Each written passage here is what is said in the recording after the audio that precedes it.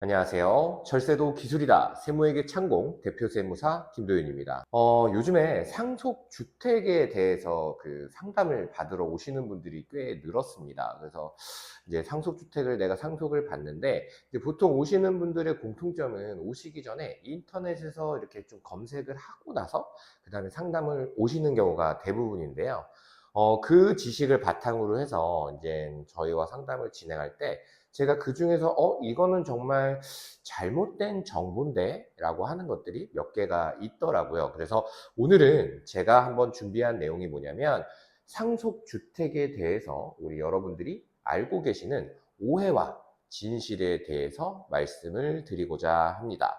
그래서 인터넷 검색을 통해서 보면은 너무나도 그냥 딱 표면적으로 보이는 정보들만 이렇게 이제 나열을 하다 보니까 아마 그렇게 된 것 같은데요. 오늘 내용 잘 들어주시면 이 상속주택에 대해서 내가 잘못 알고 있었구나 라는 거를 좀 도움을 받으셨으면 좋겠습니다. 그럼 시작하겠습니다. 제가 오늘 준비한 건 총 두 가지인데요. 첫 번째는 상속주택을 6개월 이내에 팔면 비과세다. 이거를 정말 많은 분들께서 얘기를 하시더라고요. 그래서 제가 오늘 이거에 대해서 정확하게 이게 무슨 소리인지 한번 설명을 드리도록 하겠습니다. 보통 상속이라고 하는 거는 이렇게 피상속인이 이제 사망을 하게 되면서 이제 상속인에게 이제 상속을 하게 되는 거겠죠. 그러면 이거는 우리가 이제 일반 양도와는 다르게 이게 얼마인지를 모릅니다. 양도 같은 경우는 제가 만약에 이 아파트를 1억 주고 샀다라고 하면 이 아파트 가액은 1억이라는 시가가 형성이 되지만, 상속 같은 경우에는 무상으로 이제 사망을 원인으로 해서 주는 거기 때문에 요거에 대한 시가를 알 수가 없어요. 그래서 상속증여세법에는 이 상속 재산에 대해서 얼마로 해라 라고 이렇게 규정이 되어 있는데요. 만약에 상속 재산 중에 주택이 있는 경우에 그 상속증여세법에는 이 주택을 얼마로 평가를 해야 된다 라고 나와 있습니다. 근데 이 평가 기준일이라는 게 있어요. 우리가 이제 보통 상속 개시일이 이제 여기서 이제 상속이 일어났다라고 하면, 상속 개시일은 보통 이제 돌아가신 날을 말을 하죠. 상속 개시일 전후로부터 해서 6개월 이내에 평가한 것들은 이 상속 재산에 포함이 됩니다. 가령 감정평가도 들어갈 수 있고요. 그 다음에 유사매매가액 이런 것들도 들어갈 수 있습니다. 그 중 하나가요, 이 평가 기간 내에 만약에 해당 재산을 양도를 하게 되는 경우가 있으면 이 매매가액으로 이제 상속 재산을 평가하게 돼 있습니다. 만약에 이 상속 재산을 우리가 전후로 해서 이제 6개월 이내에 만약에 2억 원에 팔았다라고 하면은 이 상속 재산은 2억 원이 되는 거죠. 그래서 첫 번째 오해인 그 상속 주택을 6개월 이내에 팔게 되면 비과세다 라는 말은 잘못된 말입니다. 비과세라고 하는 단어는요, 과세를 하지 않겠다라는 의미인데요.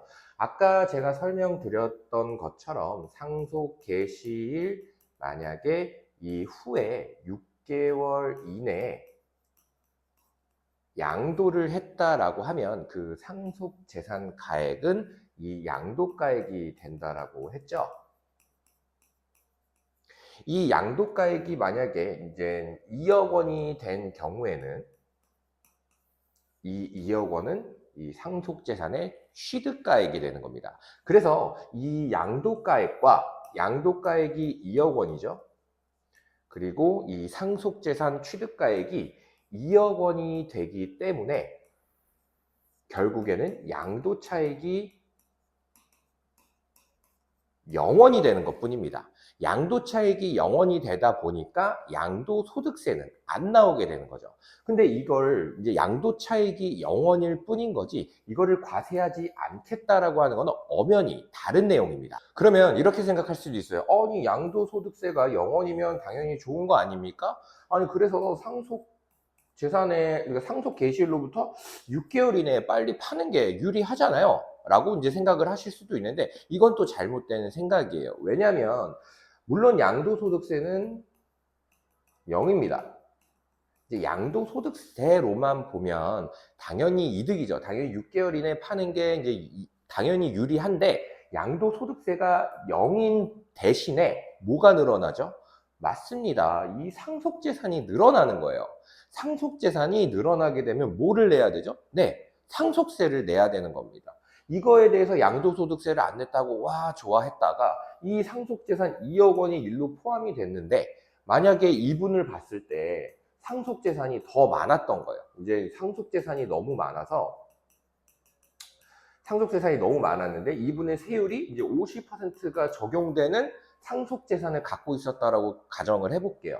그러면 여기서 2억을 팔게 되면 1억이 그냥 상속세로 나가버리게 되는 겁니다. 50%의 상속세율을 적용을 받아서 이 2억에 1억이나 되는 상속세가 적용이 되는 거죠. 그러니까 꼭 양도소득세가 안 나온다라고 해서 되게 유리한 것은 아닙니다. 그래서 상속재산이 얼마가 있는지 그리고 뭐 이런 것들 여러 가지를 이제 판단을 해서 6개월 이내에 파는 게 유리하겠구나 라고 이제 판단을 할 수 있는 상황도 당연히 있습니다. 그래서 당연히 납세자의 상황에 따라서 이거를 판단해야 되는 것은 당연한 겁니다. 자, 이번엔 두 번째 오해에 대해서 설명을 드리겠습니다.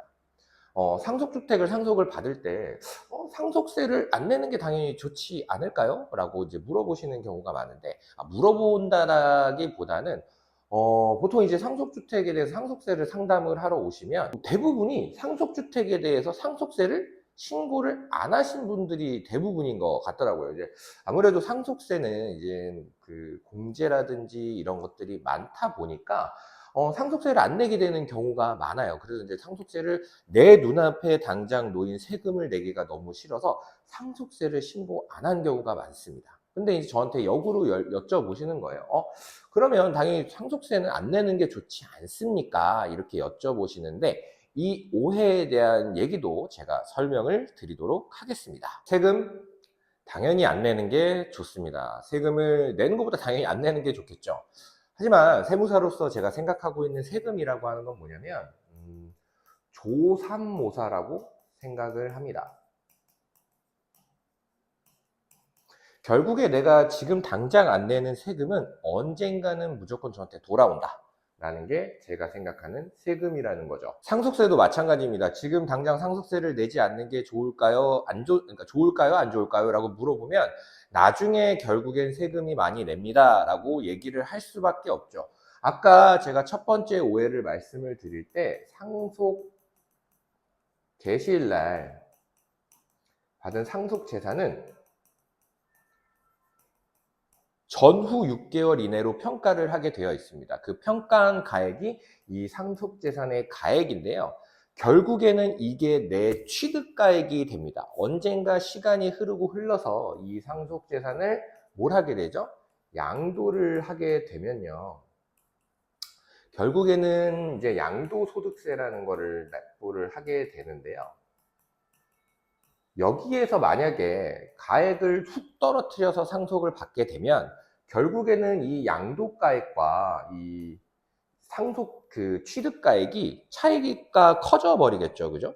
여기서 결국에는 양도가액이라는 게 있을 건데 그리고 양도소득세라고 하는 것은 양도가액에다가 취득가액을 빼게 되는 건데 결국엔 이때 시가평가를 낮게 맞아버리면 얘의 양도차익은 커져버리게 될 수밖에 없는 거죠. 그러니까 바로 눈앞에 있는 상속세를 내지 않는다는 게 꼭 유리한 것만은 아닙니다. 그래서 보통은 저는 이제 절세 플랜을 얘기를 할 때 그러면 나중에 양도할 경우를 대비를 해서 상속세를 어느 정도 그래도 상속세가 공제가 많으니 상속세를 좀 이용을 해서 취득가액을 올려놓는 방안을 한번 생각을 해보자 라고 저는 늘 제안을 드려요. 어차피 상속세는 그래도 뭐 공제다 이런 게 뭐 기본 공제 5억 원부터 시작을 해가지고 뭐 여러 가지 공제가 있으니까 요거를 최대한 상속세가 안 나오는 부분만큼 이제 상속재산가액을 평가를 하고 나서 이제 그 나중에 양도까지도 그러니까 양도까지도 이제 생각을 하면서 상담을 진행을 하는 거죠. 여러분이 생각하시기에 오늘 설명을 듣고 나서 아, 정말 이게 유리하네 라고 확답을 하실 수 있으신가요? 오늘 적어도 강의를 들었다면 이제 아, 이게 꼭 이렇게 확신을 할 수 있는 상황은 아니겠구나 라고 생각을 하실 수 있으셔야 됩니다. 그래서 상담이라는 게 정말 중요한 게 뭐냐면요, 상담은 세무사의 세법 자랑을 하는 곳이 아니에요. 그냥 세법 지식을 자랑하는 곳이 아니라 납세자의 상황과 그리고 그 납세자의 상황에 맞는 유권해석, 판례, 그리고 법령 이런 것들을 다 조사를 하고 나서 그래서 상담을 진행을 해야 되는 게 맞습니다. 그런 것들이 없다 보니까 이러한 오해들이 정말 많이 생겨나는 것 같습니다. 멀리서 찾지 마시고 세무에게 창공으로 오셔서 여러분의 상황이나 이런 것들을 저한테 편안하게 말씀을 하시고 상담을 진행하시길 바라겠습니다. 오늘 강의 여기서 마치겠고요. 다음 시간에는 더 유익한 정보로 찾아뵙도록 하겠습니다. 감사합니다. 구독과 좋아요는 제가 영상을 제작하는 데 아주 큰 힘이 되니까요. 꼭 한번 눌러주시면 감사드리겠습니다.